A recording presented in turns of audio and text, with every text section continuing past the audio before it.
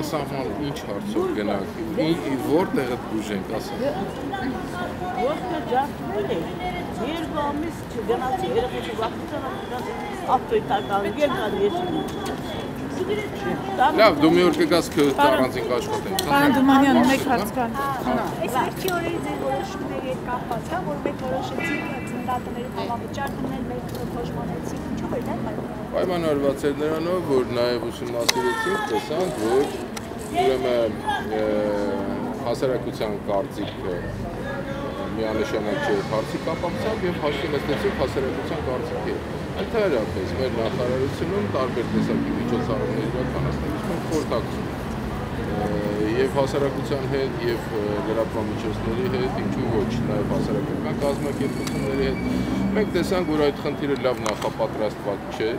եւ այնտեղ կարող էին լինել նախ ասեմ թե ինչն էր պատճառը, որ մենք ցանկանում ենք դա ներդնել։ Փաստը ցույց է տալիս, որ գումարային տարբերակները, քանի որ տարբեր են նորմալ ֆիզիոլոգիական ծննդի եւ տղայության պաթոլոգիայի դեպքում, այստեղ շատ ուրեմն ավելացել է պաթոլոգիաների թիվը եւ մեր նպատակներ չշտենք, թե որն է սրա խնդիրը։ Եվ փաստորեն ուսումնասիրությունները ցույց տվեցին, որ շատ դեպքերում որոշակի հավելագրումներ են ունենում կապակցությամբ եւ դրա առաջարկներից մեկը կանխարգելելու դա նա էր, որ որոշակի խավերի համար, ունևոր խավերի համար, խոսքի չէր վերաբերվում սոցիալապես անախով, խոսքի չէր վերաբերվում ուրեմն տարբեր խնդիրներ ունեցող նաեւ ախտորոշման էինք դա որոշել եւ դրանց համար դնեն որոշակի համավճար։ Պետությունը ելի իր միջոցները այդ նպատակներով տրամադրում էր այն չափով, որ չափով նախատեսված եղել է։ Եվ այդ միջոցառումները պետք է իրականացվեն միայն Երևան քաղաքում եւ ոչ մարզերում։ Սրա նպատակներն նա է, որ որոշակի խումբ պաթոլոգիաներ մենք կարողանայինք ուրեմն բուժական միջոցառումներ իրականացնել հենց մարզերում եւ հենց մարզային բժիշկների Փաստորեն, իսկ որևէ մեկը չի ժխտում, որ այո, դեռևս տվեր գոյություն ունի առողջապահության համակարգում եւ եթե մեզ հաջողվի այդ տվերը բերել իրական դաշտ, իրավական դաշտ, ես շատ ուրախ կլինեմ դրա համար։ Մենք վերջի 3 տարվա ընթացքում 3 անգամ պակասեցրել ենք ստվերը եւ ես առիթ ունեցել եմ մեկ անգամ դրա մասին հայտարարել եւ այդ պակասեցումը դեռևս դրա կողմի դեռևս կան ուրեմն ստվերային երևույթներ։ Իսկ գուցե բուժաշխատողների աշխատավարձը բարձրացվի։ Միանշանակ դա էլ նշանակություն ունի եւ առաջի հերթին մենք պետք է նաեւ բուժաշխատողների աշխատավարձը բարձրացնենք, հուլիսի 1-ից նախատեսվում է բուժաշխատողների աշխատավարձը բարձրացում։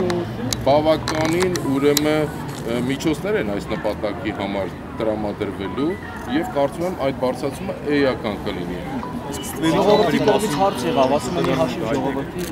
Ոչ։ Նախարար, մի հարց։ Դիակը իրավունք ունեն տունը հերթել։ Ոչ, չունեն։ Միանշանակ չունեն, նման դեպք ասենք, որտեղ նման դեպք արձանագրվել, տվյալ դիա հերթել։ Արաբկերի շրջանում քույրս մորս քույրներա Հովսեր, պետք չի կա դրան։ Նման բան լինի, հենց հաղորդում տակ, հենց հաղորդում տակ, մարնա, ժողով, հենց հաղորդում տակ, տվել է։ Չէ, հարց եմ տանում։ Դատաբժշկական փորձաքննություն։ Ռատական բժիշկ Պարոն,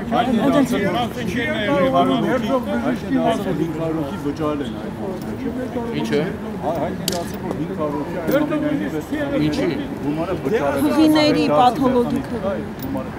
Չէ, որևէ մեկը չի վճարել։ Ուղղակի, քանի որ մենք յուրաքանչյուր ծրագիր ներդնելուց առաջ նաև պիլոտ ծրագիր ենք իրականացնում եւ պիլոտ ծրագրի նպատակն է,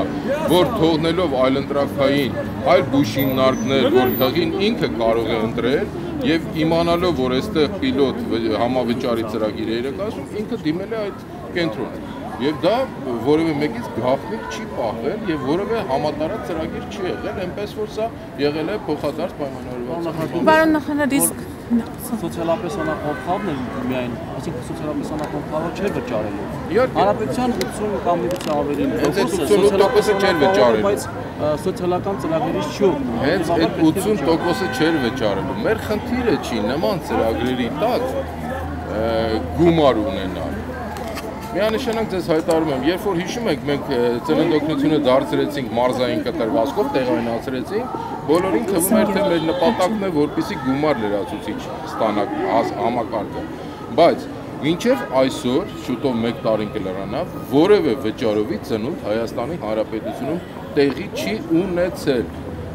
Եվ դրա համար ես ուրախ եմ, մեր նպատակը չի լրացուցիչ գումարներ, մեր նպատակն է, որպեսզի նաև տարածքների համաչափ զարգացում լինի, որ տեղի մասնագետները վարձատրվեն, դուք հիմա մի քիչ առաջ այդ խնդիրն եք բարձրացնում, որ իհարկե պետք է մասնագետներին լավ վարձատրել, որպեսզի նա կախված չլինի որևէ մեկի, ուրեմն վճարու ունակությունից կամ որևէ այլ հանգամանքից։ Պարոն նախարար, մարտի 8-ից ապրիլի 7-ը միամսյա անվճար ինչ-որ վիրահատություններ չէ գործն։ Իսկ ո՞նց է ընտրելու այս դեպքում նորից ասենք վիրահատություն անողն էլի ծանոթ բարեկամ սկզբունքն աշխատելու։ Չի լինելու ծանոթ բարեկամներ, չի լինելու ուրեմն բոլորի համար դռները բաց են, բոլոր կանանց համար։ Դա մեր շնորհավորանքն է Հայաստանի Հանրապետության կանանց եւ մենք այս շնորհավորանքի հետ միասին նաեւ բժիշկները որոշեցինք ակցիա կատարել լայնամասշտաբ բացառությամբ կոսմետիկ վիրահատությունների բնացած բոլոր ծառայությունները մենք անվճար կիրականացնենք եւ բացի դա դրա տակ մենք նաեւ որոշակի մեխանիզմներ կդնենք փոխհատուցման։ Շնորհակալություն, ես ուշադրում եմ։